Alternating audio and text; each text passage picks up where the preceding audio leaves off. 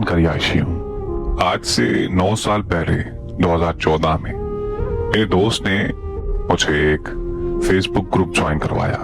तब मेरी उम्र 17 साल थी और मैं कॉलेज में पढ़ता था और उस ग्रुप में बहुत से लड़के और लड़कियां थीं और सबका ताल्लुक मुल्तान शहर से था। हम तमाम ग्रुप मेंबर्स एक फैमिली की तरह रहते थे। एक दूसरे से हमारी गपशप होती रहती थी उस ग्रुप में। उस ग्रुप में एक लड़की थी जो मुसलसल मेरी पोस्ट को लाइक और कमेंट करती थी और मैं भी कभी कभी उसकी पोस्ट पर लाइक और कमेंट कर देता था। वो लड़की बहुत ही दुखी पोस्टें शेयर किया करती थी। मुझे ये बिल्कुल अच्छा नहीं लगता था और मेरी उसके साथ हमदर्दी भी होती थी। एक दिन मैंने उससे दुखी होने की वजह पूछ ही ली, लेकिन उसने नहीं बताया और बात को टाल दिया। मैंने अपनी जिंदगी के बारे में सब कुछ उसे बता दिया था, लेकिन मैंने जब उसके बारे में उसे पूछा तो उसने मुझे ये जवाब दिया कि सही वक्त आने पर मैं आपको सब कुछ बता दूंगी। फिर मैंने उसका नंबर मांगा तो उसने मुझे दे दिया। अब हमारी व्हाट्सएप पर बात होना शुरू हो गई। फिर एक दिन उसके दिल में पता नहीं क्या बात आई। उसने मुझे कॉल की और मुझे बताया कि उसकी उम्र 24 साल है और वो एक प्राइवेट स्कूल में टीचिंग करती है। और सबसे बड़ा सच जिसकी वजह से मैं बहुत दुखी रहती हूँ वो ये है कि मैं शादीशुदा हूँ और अब मैंने अपने शौहर का घर छोड़ दिया है। ये बातें सुनकर मैं बहुत हैरान हुआ। फिर मैंने उससे मिलने का कहा। जब अगले दिन हम एक रेस्टोरेंट में मिले, मैंने उसे देखा तो वो बहुत प्यारी और बहुत ही मासूम लड़की थी। उसने मुझे बताया कि उसकी शादी 1 साल पहले हो गई थी।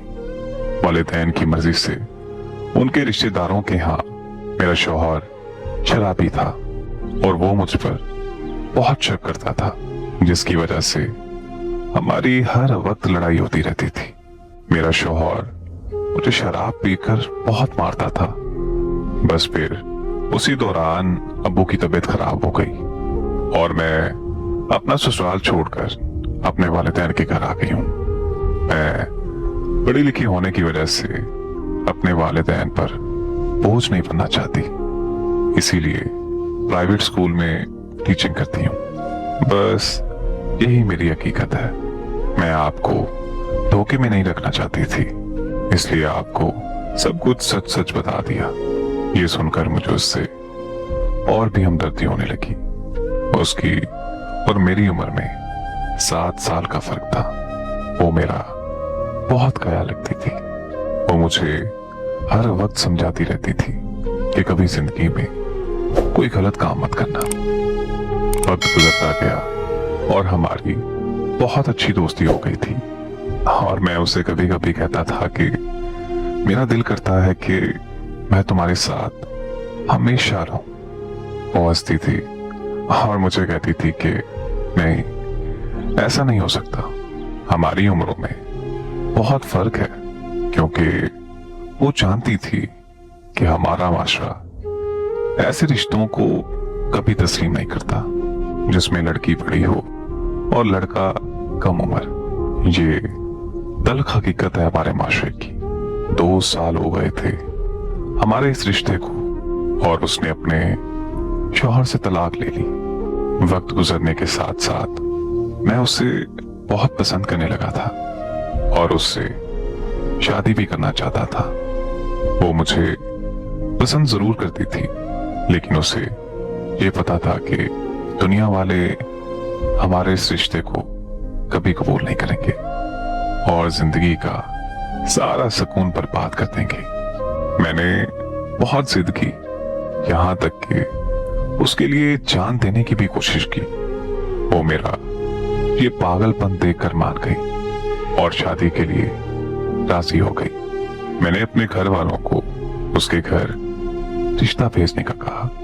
मैंने अपनी अम्मी से बात की और उसके बारे में मैंने अपनी अम्मी को सब बता दिया, लेकिन मेरी अम्मी नहीं मानी।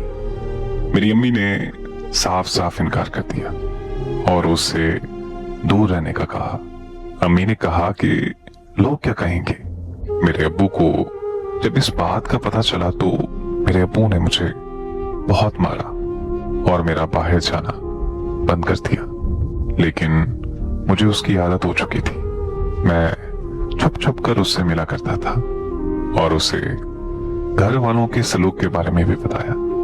वो बहुत परेशान हो गई क्योंकि वो मेरे बगैर नहीं रहना चाहती थी। वो बहुत खुश थी मेरे साथ।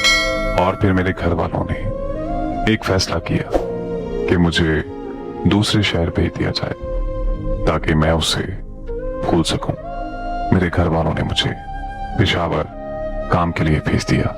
कुछ अरसे के लिए वहां मेरा मोबाइल चोरी हो गया और मेरा उससे राब्ता खत्म हो गया। मुझे वहां बहुत काम करवाया जाता था और छुट्टी भी नहीं मिलती थी। मैंने यही सोचा हुआ था कि वो मेरा इंतजार कर रही होगी और अब जब मुल्तान जाऊंगा तो निकाह कर लूंगा उससे। आखिर 3 सालों के बाद मैं अपने घर वापस आया। सब बहुत खुश हो गए लेकिन मैं खुश नहीं था।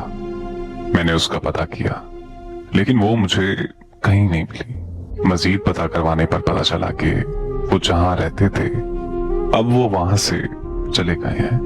मैंने उसे बहुत ढूंढा लेकिन उसका कोई पता नहीं चला। अब जब कभी भी मुझे उसकी याद आती है तो दिल बहुत रोता है और मुझसे ये बर्दाश्त नहीं होता। बस अब अपना कारोबार है। अब मैं ज्यादातर वहीं मसरूफ रहता हूं। मैंने अभी तक शादी नहीं की क्योंकि अब दिल नहीं करता और अजीब सी बेचैनी, बेसुकूनी की कैफियत है जैसे मैंने गलत किया है उसके साथ। मुझे अब घर वाले अक्सर कहते रहते हैं कि शादी कर लो, लेकिन जब तक मैं उससे माफी ना मांग लूं मुझे मेरी जिंदगी में सुकून नहीं आएगा। क्योंकि मुझे एहसास होता है कि मैंने उसे छोड़ा है। बस अब अल्लाह से एक ही दुआ करता हूं कि वो जहां भी रहे हमेशा खुश रहे। और मैं अब ये उम्मीद करता हूं कि वो अपनी जिंदगी में आगे बढ़ चुकी होगी। मेरे घर वाले मेरी वजह से बहुत परेशान हैं। अब कैसे समझाऊं उन्हें कि मैं उसे कभी नहीं भूल सकता।